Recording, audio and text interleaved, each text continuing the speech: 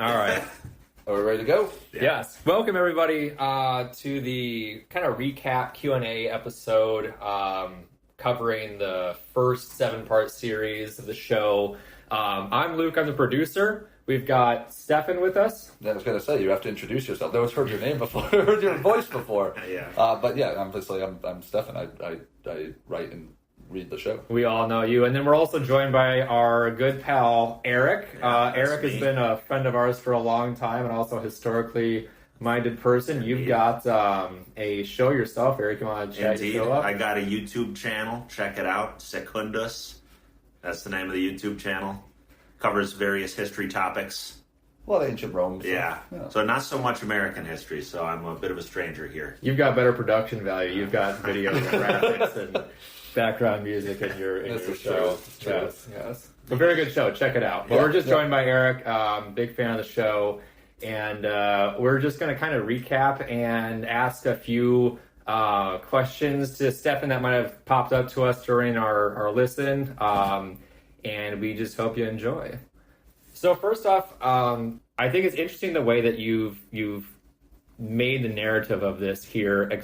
Do a good job of explaining like why the North would fight the South. Sure. You know, why would they actually come to war over this? You know, when we would think like, you know, a state can just act how a state wants to act. Like, you know, wouldn't they want to just live and let live? Wouldn't they want them to just be let be? And I think a lot of people have this perception of the Civil War as the North basically being intolerant of the South's way of life and like them righteously needing to rectify that through conflict or something. But I think what is great about what you've been explaining here, it shows this Southern political aggression towards the North. It shows how the South keeps taking and pushing with, you know, what's going on in the territories and the Fugitive Slave Act and the Dred Scott case, and just insisting that the North has to go along with this and then making federal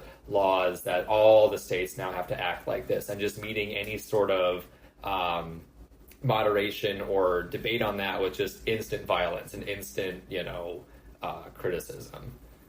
Yeah, I'm glad you felt that came through. That's certainly something I wanted to answer and explain to the show, and to some degree, like that is to a large degree that's reflects the education I had in this.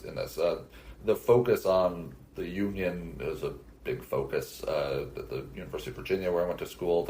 And specifically the focus on what motivated the North to fight this war for so long. Some of my advisors there have written books on this topic. So there's definitely, I was definitely drawing from some of those books. I was, and I was certainly influenced by learning from them for years. But I think, beyond that just being my education and what's kicking around in my head, the reason I want to make sure that was in the show is kind of for those reasons. As you say, if you just start the story of the Civil War at, right after Charleston or something, and Lincoln's calling up troops, and it can seem very aggressive, but like as we've now listened to for the last 30 years, both sides have perceived aggression on either side. I think that's an important thing to keep in mind when we talk about history. Like that we may not believe the same things that people at the time believe, but they believe things. They act on those beliefs. Yeah. When people in the North advocate for some sort of end to slavery, the mental logic that goes on in many white Southerners' heads is that what's going to happen at the end? If enslaved people are promised freedom, that looks like that might happen. Are they going to take this by violent force? They outnumber us in many cases. They may attack us. We'll all be. They point us to places like Haiti. This has happened before. Yeah. This is not an imaginary threat. This has happened before, and they understand calls for abolition as a genuine threat to their livelihood. And we may be. Sorry. Go on. I think that kind of touches on another point I wanted to talk about, which was just Southern political paranoia. It's a society just enveloped by paranoia about their enslaved people enacting violence against them, paranoia about their underclasses ever trying to threaten the the landowning class, and then it kind of, I think, that paranoia resonates all the way up into seeing anything the North does as a threat to them. Any kind of moderation in the expansion of slavery and non-participation in slavery as, you don't recognize our property.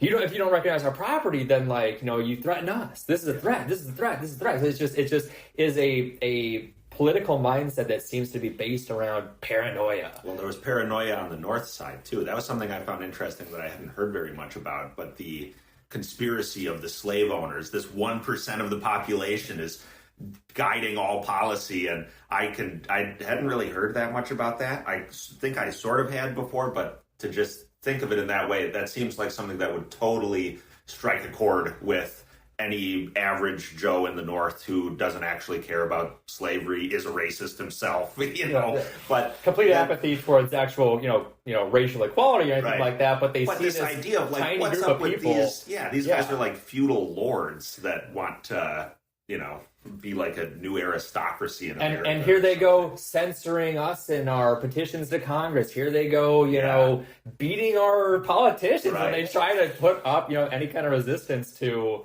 them. So I think I'm glad you brought up this. The slave power conspiracy is this really interesting thing to me. I think it is, like modern historians have pointed out, if you actually count the number of people who are actually invested in slavery, like the 1% figure does not count a guy whose, dad owns a plantation and he expects to inherit that plantation to, one day, and every day goes around ordering around enslaved people. That guy doesn't count in that 1% because he isn't the owner of all those slaves yet. Sure. But I say that to say the actual investment in slavery was much larger than that. And I think that's something that people, Northerners at the time sometimes fail to appreciate perhaps.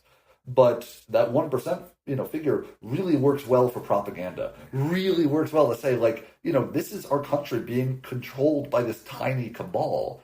And they're not again, I find this interesting because they're not wrong. These guys are working together to protect their own form of property as they see. But, it isn't maybe as quite as closed doors, smoky rooms and, whiskey and cigars as some people maybe imagine it to be. It's a bit more like they're all working on a shared interest and they have a shared plan. So, something that you'd mentioned to me outside of the show that maybe you could touch on a moment here was just the investment. The boring side, the people just have their, savings invested in property, which is people. But this way of life is contingent on this economic thing functioning, and this economic thing is the enslavement of people. The intersection between the degree to which slavery and capitalism are intertwined is something that historians of this period have been writing about and arguing about for a century at least. And it's hard to appreciate just how entwined slavery was to just the economic relationship of the South. Not even just the guys doing labor, but if you had, a mortgage or a loan, you might put up those enslaved people as, the collateral to cover that loan. Your ability to, draw credit was to some degree, based on how many enslaved people do you have? How profitable then do we expect your plantation or farm to be? And if you were to be unable to repay us, how many enslaved people can we seize as repayment? They are treated as property. Some of the most heartbreaking stuff is when somebody dies. The guy who owns several dozens of slaves perhaps dies and has outstanding debts, and enslaved people need to be sold off to cover those debts. And families get split, regardless children, of children, families, marriages, whatever. It is incredibly just tied together in that way. And to your point about the paranoia in general too, that so much of that Southern paranoia is based on their understanding of their own looming political inferiority. They are paranoid in part because they can read the census reports. They know that the North is growing larger than them in terms of population, and the Electoral College will protect them a bit, but there's going to come a point where there are just too many people in the North. That's going to translate to too many congressmen. They'll translate to too many electoral votes. And eventually, they will be politically irrelevant. They feel this need to protect themselves in part because they can see a plausible future. Was, and that's what Lincoln is. That's what Lincoln finally is. He gets elected without barely a single Southern vote at all. And it's like this proof that this thing they're always afraid of could happen, that they now don't matter. Yeah. Yeah. Was there ever any motive? I mean, maybe after a point it kind of just gets irreversible, but was there ever any movement in the South to adopt a more Northern style, just people working in factories, industrialized, like let's change our economic platform so we're not so reliant on slavery? Like, was there any motivation to that, or did that always just get quashed pretty instantly? No, there was certainly there's certainly people who were trying to do that. That's a good question. There's especially in the larger cities, we're more so talking. Richmond has a large iron works, which also used plenty of enslaved people. You see a little bit of this around New Orleans and stuff too, but not as much as you might think. Like, it's definitely there. I don't want to downplay it, but there, the kind of psychological investment, beyond both psychological and financial investment in slavery and land, especially when they just look to the West and see more and more land. We know, looking back, that like industrialization was the big thing of the second half of the 19th. They don't know that, right? Yeah. Like, from their perspective, we've been making money hand over fist, growing cotton with enslaved people for the last 50 years. Why should this is working? Why should and especially because there's a million things we can't cover, but there's a financial panic in the late 1850s. In which many northern states suffer, and many southern states' cotton economy continues chugging along just fine. And many of them interpret this as a sign that their economy is more stable. This incipient northern capitalist thing is way too volatile. Booms and busts. And we're going to avoid that. We're doing the traditional thing. We got land. We're growing stuff in the ground. That's real work. That type of attitude. Yeah. And that mindset of even when maybe like a white sharecropper or something, someone in the lower tier of society might have nothing, our society still recognizes them as at least above Black people. So like there's this, at least we, assure that Southern pride, that Southern, very core dignity mindset of theirs, at least there's something that they're still above. Whereas in the North, they look at the busts of economic systems and they see, white people living relatively horrible lives, right, of like recent immigrants, and that's, something motivating to them, something intolerable to them, is something they see in the North that they criticize, No, the idea of what they call a Herrenvolk democracy that you mentioned, a democracy that's essentially a racial caste system where some people matter and some people don't. I mean, I was talking earlier about how that 1% number, is a bit more complicated than that when you start to account for whose livelihood was actually involved in this, the family members, the immediate family and sometimes extended family of the guy whose name was on the deed for an enslaved person. Beyond that, just in a Herrenvolk democracy, even if you're some poor schlub, you can still just order around any Black dude you see. And it's expected. They need you to do that to enforce this, caste system we have here. Right. And there's, there's power in that. Right. There's, it feels gross, but when you're down and out, being able to still reassure yourself that you're better than someone else, that has some real psychological pull. Right. This is kind of getting to, and I'm sure we'll cover this more in our next series covering the Civil War, but why does some schlub from the South fight some schlub who just immigrated to the North? Why are they, fighting for my rights? Fighting for my rights. Why are we doing this? And I think in the South, we're kind of explaining and establishing a bit more common people had investment in this, and why were they invested in this? And then in the North, we think okay, why are they fighting the people in the South? Why do they have to care? And there was, what I think is interesting that you covered early on in this series, was the just as kind of the theme of the show, this new burgeoning American ambition of exceptionalism and excellence, and we have this potential to take this new land that we are conquering to create into any kind of. It could be anything we want it to be, you know, and like we're gonna make it American, and we're gonna make it be this kind of democracy where people have voices and equality and stuff like that. Yeah, I'm glad you said that, and that's why I think this is a great place to start the series, right? Is because they have a vision of the future. Everybody that's mentioned in the podcast so far, everybody is thinking about the future of America in a way that I think we don't at all today, because it was so upfront and center to them. There was a Western frontier that they knew was going to be settled, and it was really at the forefront of people's minds. How is this country going to develop? Would this conflict have ever happened if the South and the North just stayed at their current territories and didn't expand westward? If that wasn't a possibility, it wouldn't have been such a pressing question, and maybe moderation and compromise could have worked for much longer. But because people were thinking about the future in such an upfront and center way that I think is probably alien to us. They're adding new territory in this time. They're battling over it. The future of the country is like on everybody's mind. Right. What is this place going to be? And it was still a young enough sort of new culture and society that it had these very exceptional ideals in their minds, like these high-minded ideals, like the burned over region in the North. You know, we all have these new spiritual awakenings of what it means to kind of be an American and what we want to see in the future, you know?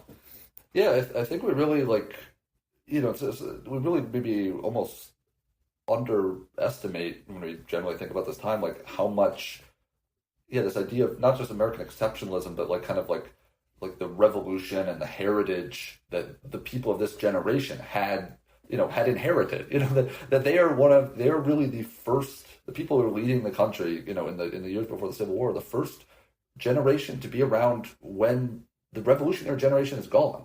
Like, it's all theirs now. No one who won the country is here anymore. We can't ask them. We have to interpret them, and we have to be inspired by them. Yeah, we can't just like rely on the wisdom of the elders anymore. We have to make it up for our own now. And I think that's a big part too about why people are so concerned with not just the future of the country, but also like the stability of the country as well. That I was very influenced by a book by a historian named Adam Smith called The Stormy Present, where he talks about the idea of kind of conservative and moderate Northerners, and how do these guys get turned into people who vote Republican. And it is many of them think like, we had our revolution already. Like, we have a constitution. Like, plenty of European, people living in European monarchies don't even have a constitution. They don't even have guaranteed rights. Like, we did that already. Our job is to conserve this. And they've seen other revolutions in like South America, like you're mentioning, fall apart, or the French Revolution fall apart back into monarchy. Wasn't that long ago. Right in the middle of all this. Yeah. And so, like, I could totally empathize with them seeing themselves as an exceptional example in history of we need to keep the ball rolling on this. Like, this is a very critical thing for humans in general, the future of humanity, you know? There were not that many functioning republics at that time. Right. The last best hope of Earth in Lincoln's term. Yeah. But this gets to, like, why does Joe Schlo from Indiana want to go, fight Why somewhere? does some fresh off the boat Norwegian go fight in the Civil War? Some of them, because they wanted, they believed in the ideals of this country, wanted it to succeed. Like, this isn't going to, this isn't going to be, another, Grand Columbia fracturing to a million different things. This is not going to be another France just oscillating from, monarchy to republic to monarchy and republic with a new civil war in between every time. This is not going to be Europe where, like, they got so close and couldn't quite close the deal. It's like, no, like, we're going to be different than them. Like, we are going to be, like, and if we don't stop, these guys, we aren't going to be, different from them. We'll just be another example that, but democracy, it just doesn't work, But the South had that vision too. I mean, the South is imagining sort of a similar future as well. It just has this extreme racial component to it. It's that, but for white people. Yes. Right?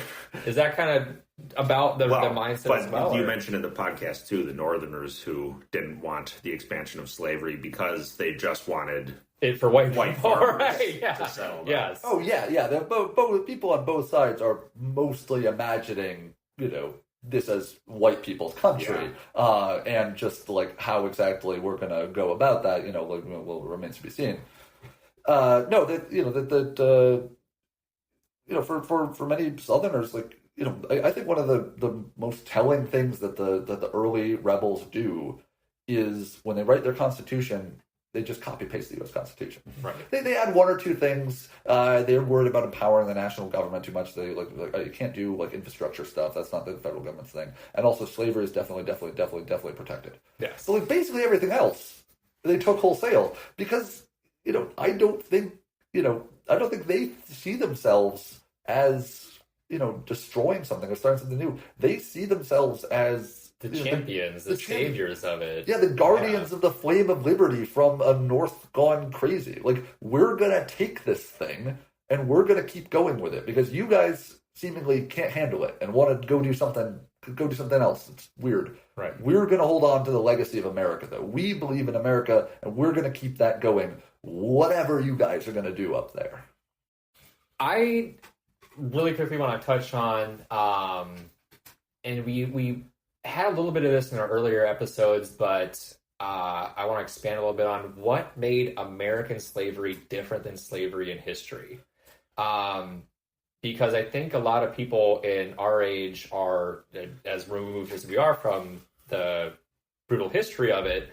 But we think slavery's always existed throughout human history. Oh, yeah. Why is this such a now issue, a now moral outrage? And I was just wondering if we could touch on just a minute, what does make this different, or some of the differences of American slavery from historical slavery? Stefan and I have both taught high schoolers world history, and I don't know if we've talked about this before, but I know that whenever slavery was brought up, in a Roman context or something like that, American students will always think of it in the American slavery context, which makes sense.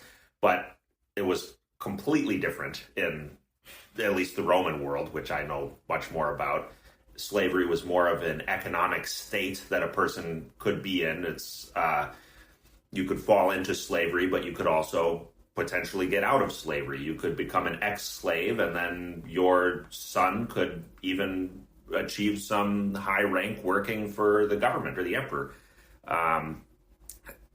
Totally different. I mean, you could talk a long time about how they're completely different, but yeah, the phrase that's often used for slavery in the Americas is racialized chattel slavery. The slavery part of that phrase is obvious. You are being held as a captive, as property by as someone else. But the chattel part of that refers to you are property. You can be bought, sold, traded. Again, you could be collateral to something. You can literally just be moved around at will. As you would a table or a car or anything else. The obvious gruesome element of that being also be destroyed as one would destroy a car. Was there any protection at all against just the wanton murder of American slaves? Not any meaningful one, really. No, not for the enslaved person, at least. Yeah. If someone else killed your slave, you could sue them for damages, certainly. We're talking about justice for the enslaved. No, this is still a time where rape is often still construed as a property crime against relatives of the victim of that crime. This is not a time that takes human rights terribly in our modern conception terribly seriously all the time. But I think the big answer to the question that you're asking, and one of the big differences with what Erik is talking about, is the racialized component. Just the logic for who is enslaved and who is not is basically, is their skin dark? And this creates a couple of issues. One, they develop laws around this so that the children of enslaved women remain enslaved. This obviously provides a financial incentive to sexually assault your own enslaved women, but it also means that it tries to keep people with dark skin associated with slavery, permanently. That if women with dark skin are giving birth to children, those children will also be enslaved. And so, even though there were times and places, sometimes more than others, where freedom was a more feasible possibility, you're still essentially going to look like a slave, and that creates problems as people develop severe prejudices associated with people who look like slaves, what we would now just call racism. And that makes it a lot harder for those people, even those who are free, to function in society. And even after slavery, the economic arrangement, was ended, people, still were black. They still looked like slaves. People still had those prejudices. So just to pull, even from a more recent historical example, even in Haiti, the slave state that it was, blacks and eventually more racially mixed peoples did own slaves. They were seen as people who could own property and participate in society in Haiti. And here we are in the American South, and basically at no point ever could a dark-skinned person function or participate in Southern political society. Yeah, there's the Haiti example is interesting because at that time in American history, the early years of the 1800s, there were more places where you could exist as a free black person in the South. This is the time in which around the time where there's still some manumission, some people literally freeing people, but it is really with the cotton economy that takes off in the late 1700s and really intensifies beginning the 1820s and stuff, that you have a real solidification of, okay, white people are the people that have rights, black people do not. During the expansion of democracy in the teens, 20s, and 30s, when they rewrite state suffrage laws, they start throwing white in there in a way that wasn't in there. They're drawing a more clear distinction among who counts as part of the polity and who does not. You get more and more of a movement for the colonization movement. We talked about an effort to literally displace black people from America. So who knows what direction Haiti would have taken, and indeed. One thing to remember is there's just a lot more enslaved people in Haiti too. I can't speak that much to their that country and that colony and that society, but there aren't that many places in America that achieve that concentration of enslaved people. So that's part of the thing too. You in that area, you might just need some colored people to take on some more roles in society, because those are the people that exist.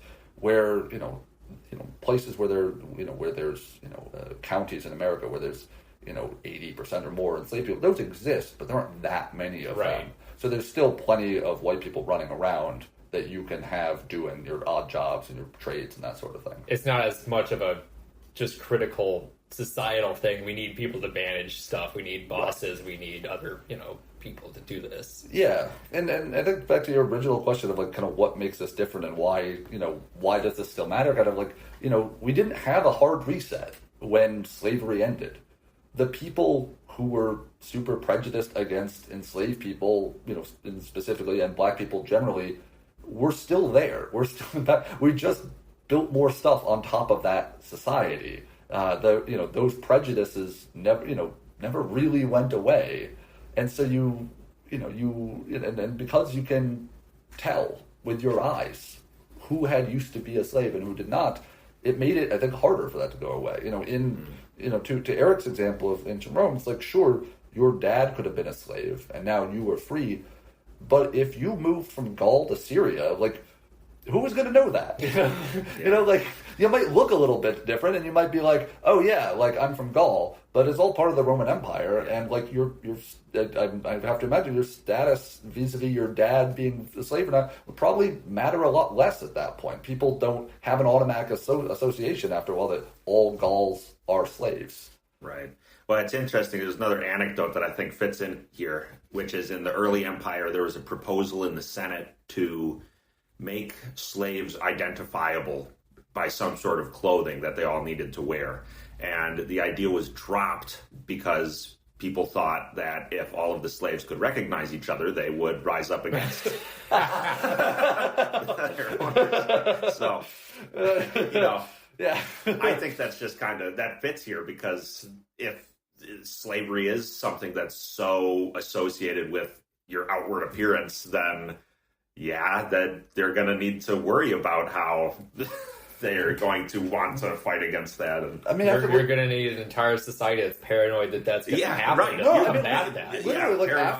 in the decades after, in the decades after slavery, there's something like 5,000 like lynchings in America between about 1870 and 1940, which is a little more than one a week if you average it out, and that's just like the ones we know about. And they're most common in the area. I mean, I should be clear, like, there are lynchings across the country, just most of the victims are black. Most black people live in the South. This is mostly a Southern thing. And it's most common in the parts of the South where the most black people live. And it's pretty clearly like that type of thing, a control thing, like, we can do violence to you with impunity. Mm-hmm. So you might look around and you might think, hold on, we're most of the people. Shouldn't things be different? Shouldn't we be treated more? What if we all got together and the message of that sort of violence is like, well, if you start thinking like that, you're going to be the next guy hanging from a tree. And nothing's going to happen to me. And nothing's going to happen to us for doing that. So, like, stay in line. Right. It's like, yeah, I mean, I it's a really good anecdote here.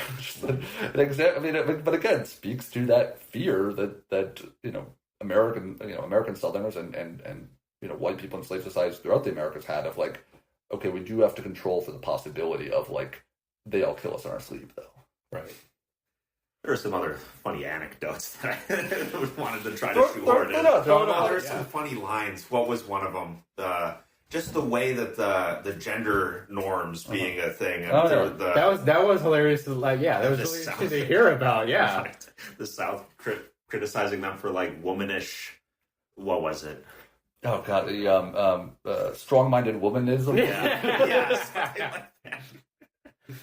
No, but it's a good example of like shit never changes. It's a good example of that. Yes, but like why they look north and they think like, actually though, what is wrong with you people? There's a historian, Will Freeling, at the beginning of one of his books was like trying to explain like just how different these people's mindset is. And like, to a way that is difficult to wrap our minds around. And he gives this example of like, you couldn't tell a guy who owned like 24 slaves, like, hey, you shouldn't whip your slave. Because he would probably respond with something like, well, I give my kid a slap on the wrist when he misbehaves, and I hit my wife when she talks back to me, so why the hell would I not whip my slave? Oh. And it's just like, we got a lot of work to do before we can get to that. It's like, all right, we got a lot. Right, as Erik said, we got a lot of work to do before we get to like, But yeah, it's just a completely different understanding of like different people's roles. But it also speaks to like women don't there's a lot of rights women don't have. But that's one of the reasons the petition thing matters. It's like women are still American citizens. They have First Amendment rights, and the First Amendment includes the right to petition the government. So I don't care what you think of them. When you try to like dismiss these petitions without reading them, you're violating white Americans' constitutional rights. Mm-hmm. And that makes it ignored. There's like what other rights might you be willing to violate in order to protect your system? It's really starting to feel like, guys, that you value black people more than white people. And I don't know how I feel about that. Like it's this weird perverse backwards logic. Yeah, right.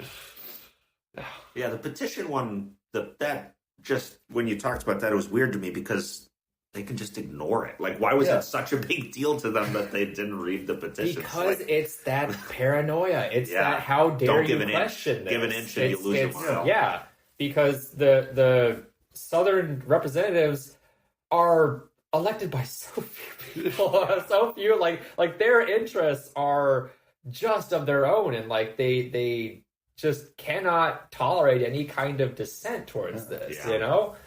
That's one place where I like, you know, if we had, which I guess we do have infinite time, we could have theoretically made as many episodes as we wanted, but like, if we had infinite time, 7 is good. If we had infinite time, like, talking a bit more in depth about, like, South Carolina is the most radical of these colonies, of these states, I should say, and it has such a unique history where it's originally founded by guys from Barbados, like, the most slave colony of all the British slave colonies, and their goal is basically, like, to copy paste that onto a colony in North America. Like most of the other slave colonies in North America kind of like backed into slavery a little. Virginia had indentured servants for a long time, and then a couple Bacon's Rebellion happened, a couple other things happened, and the survival rate of people increased, and they like started investing in slaves instead. Georgia was originally not supposed to have any slaves until like all the colonists were like, screw your utopian dreams, we want slaves, and then so many of the other states didn't start as slaves colonies. It's like South Carolina, that was the plan from the beginning, and the whole government structure was written up, and they kept much of this for the subsequent years up to the Civil War. Where basically, like, in order to have any voice in government, you have to own a lot of property. You have to own slaves. It's the only state that didn't have democratic elections for the presidency. Like, the guys who are representing South Carolina are elected not just by a small electorate in terms of, like, voting rights is restricted to, like, property-owning men or whatever. They're elected by the people elected by those guys. Right. The people they actually have to answer to is such a small cadre. And so, like, it's like, why is South Carolina, like, radical? It's because it's, like, 24 dudes in a room all talking to each other about how scared they are about the craziness of the North. And it's really easy to radicalize each other like that. That one literally is the smoke-filled room. It really, exactly. So the thing that I wanted to bring up was how I found it interesting that the slavery opposition in the North was more like a coalition of different types of reasons against slavery. And that just seemed interesting to me because it's a good thing to know, like, how does moral progress actually happen in history? And it's not just because the abolitionists were very loud and persistent. It was actually like a collection of people that were against this thing for different reasons. We're on the same page. Can you see it as a coalition? Is that like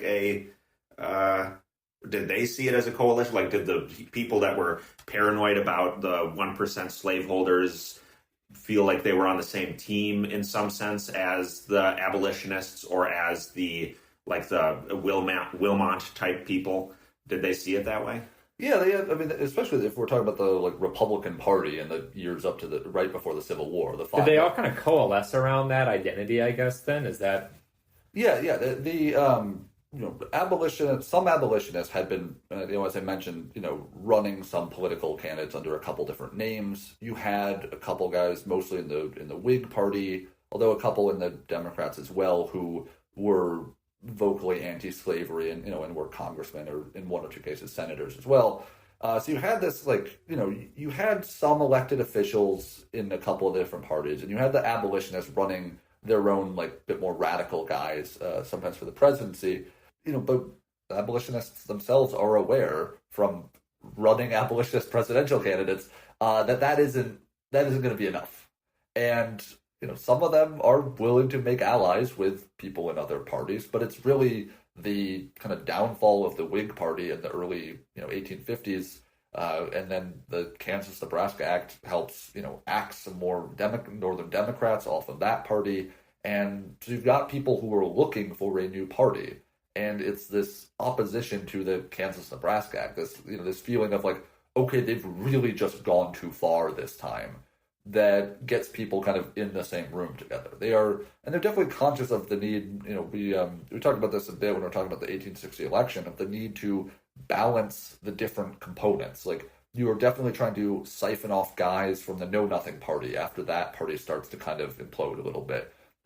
you want to make sure that you're appealing to the German immigrant vote, because a lot of those guys might be anti-slavery inclined, but you've got to balance the know-nothing guys who the Germans don't like for obvious reasons, and you've got to balance those two interests. You do have a lot of these guys in the New Republican Party being former Whigs, so that's a big component, and the abolitionists are going to vote Republican, but you got to be anti-slavery enough to win enough of these guys over, but not so anti-slavery that you're going to antagonize too many people and lose. Oh, and that reminds me of another thing I thought about while I was listening, and that's that they were able to tailor their message to different regions, which wouldn't work nowadays. Or maybe the people sort of do it nowadays, but the internet, TV, it's everywhere, the same message everywhere, but back then... I only heard what's-his-face say the thing because he came to town. Yeah, exactly. Exactly. Yeah, we really do see the way that communication in America both grows and changes, and also works and doesn't work. There are some cases where I think I talked about this with Henry Clay at one point. He flip-flops on the Texas annexation thing, and that gets him in hot water. And that is a point where what he says in some other place gets reported somewhere else. But that's because we have the telegraph now and trains. By the late 1840s and stuff, yeah, you do. But also, as you say, there's a lot of cases where you're just making a different argument to different people. And if you're just doing stump speeches somewhere, that's not stuff that's getting the stump speech you make in New York is not going to get reprinted in Missouri. You can make a different argument to those guys and kind of try and bring people onto the coalition in different ways. I think that is, but it's also a good example of it doesn't matter how many times Lincoln says, look, I don't like slavery. I would prefer there wasn't slavery. But if I'm elected president, I am bound by the Constitution. I'm going to use constitutional power within my means to try to prevent the spread of slavery. But, I admit I can't, and nor do I want to, abolish slavery where it already exists. I believe it's constitutionally protected. It doesn't matter how many times he says some version of that. They don't print that in the South, so there's also an element of no, it doesn't matter what you say if other people won't print it and won't believe it when you say it. Well, it kind of doesn't, it kind of doesn't matter. There's an interesting way that narratives get formed in that time. Yeah, there's a joke. I wish I could remember the whole thing, but there's an early critic of the Telegraph. It says okay, you can something you can build a telegraph from Maine to Georgia, but what if Maine and Georgia have nothing to say to each other? And that is kind of what happens with the Republicans. It doesn't matter how rhetorically moderate they are. Their opponents just are no, you guys are an anti-slavery party. That means you're an abolition party. That means fuck you. And that's it for them. Mm-hmm. One last thing I want to touch on was something I wasn't quite familiar with, but that you were getting to in the last part of your last episode there. When the states were seceding, they were calling to each other to join the cause, and there were plenty of other states where slavery had existed that didn't wind up joining them, but that, at the time might have. And the whole conflict actually may have been over before it started. Yeah, there's a really interesting ways you can kind of break down, both which states kind of go for secession when, and then how the people in the South end up supporting one side of the war or the other. As you say, this first wave of secession between December and February of 1860 and 1861. I will always be mad at Texas because they secede on February 1st. So I can't just say December and January. Just say December to February, but it's just Texas that comes in at whatever. Most of them, one in December in South Carolina, 5 in January, then Texas in February 1st. So that's the 7, the original 7. It's just the deep South, from South Carolina down to Louisiana, Texas. And then there's just kind of a lull. There were conventions called in other states, but they aren't successful yet. Some of them vote, some of them don't, some of them just discuss. But at that point, between February and April of 1861, there are more slave states outside the new Confederacy than in it. There are 15 slave states, and 8 of them are still in the Union. 7 are not. And even after Fort Sumter, 4 more leave: Virginia, North Carolina, Tennessee, and Arkansas, and that leaves 4 slave states still in the Union. And there's a bit of politicking that Lincoln has to use a bit of a heavier hand in Maryland, in part because Baltimore is pretty rapidly pro-secessionist, and also because to lose Maryland would just endanger the capital. He doesn't want that to happen. They tiptoe around things a little bit more, in Kentucky. Missouri is just fucking off the wall. You do not want to live in Missouri. But yeah, that some slave states, many people, especially, Kentucky, for example, this was big, thought like slavery is safest in the Union. The Constitution protects our right to slavery. Like, Lincoln's correct that he can't do anything about it. The moment you guys start a war, you're opening up a whole can of worms. Who knows what the fuck is going to happen once the war starts? What idiots are you? Stay in the Union where you have the Constitution that was written by a bunch of slaveholders and other non-slave, but written with slavery protections written in. Like, what are you guys doing? Like, actually, like, are you insane? Right. It's the logic of some Union slaveholders, and over the course of the war, negotiating with them becomes more complicated over the course of the war as the Union moves towards emancipation and freedom. But some I believe it's that Freeling historian I mentioned earlier has made the case that we should think of the Confederacy and the South as distinctly different things, in part because if you just break down the numbers of who fought in the war, if you start counting white Southern Unionists and just black Southerners as Southerners, then about 2 out of every 3 Southerners that went to war fought against the Confederacy. That, in a real sense, most people from slave states who joined up with an army ended up fighting against the rebellion. Mm-hmm. And so you can make an interesting case in that way, too, that, that the rebellion doesn't even represent the South, at least as far as people, voted with their feet and their willingness to pick up a gun. Right. And I'm sure we'll get more into this in your next series too, but I just want to kind of leave off our discussion today in this series with where they were at. No one knew what was going to happen. Anything could have come of this. It was a time when it seemed like anyone could have joined anyone at this point, and no one really knew, with the benefit of hindsight, it was like, oh, well, they never had the industrial capacity or the manpower to do such and such, but at this point in time, no one knew how anyone was going to shake out. Didn't Sherman make a pretty good prediction? Sherman made a very good prediction. Yeah, he was William Tecumseh Sherman was he'd been a banker in California for a while or something, but 2 years before the war started, he took a job as the superintendent or something of a military academy in Louisiana, and he had buddies and stuff who were Southern, in the army and this job and stuff. And he was talking to one of them in the midst of that secession winter, and he goes on a long tirade that pretty well captures, as Erik is remembering, what happens in the war. It basically says, if this lasts too long, you don't have the men, you don't have the industrial capacity. You might win some battlefield victories, but you aren't going to be able to be in it for the long slog. It's this is not going to work for you, unless you win a pretty quick victory. And he was right about that. I mean, at no point right up until the end was Union victory assured, but there were some accurate guesses. Yeah. They're if you guys don't win this thing in a whirlwind real quick, you're gonna have problems. The dudes at Andersonville prison camp, the Union dudes there, they didn't starve because the Confederates starved them out of malice. They starved because there wasn't any food in the South. Mm. Right. All right. Well, on that note, I think we're gonna wrap up this episode. Erik, thank you for joining us. One more time, what's your channel that we should have people check out? Secundus, Secundus. Look that up on YouTube.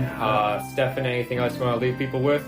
No, I think, I don't know. I hope people are happy with the first series, and I'm excited to do the next one. Well, I had a lot of fun making it. You had a lot of fun editing it, I'm sure. All right. Well, we'll catch you next time. Thanks for tuning in. Yeah. Bye.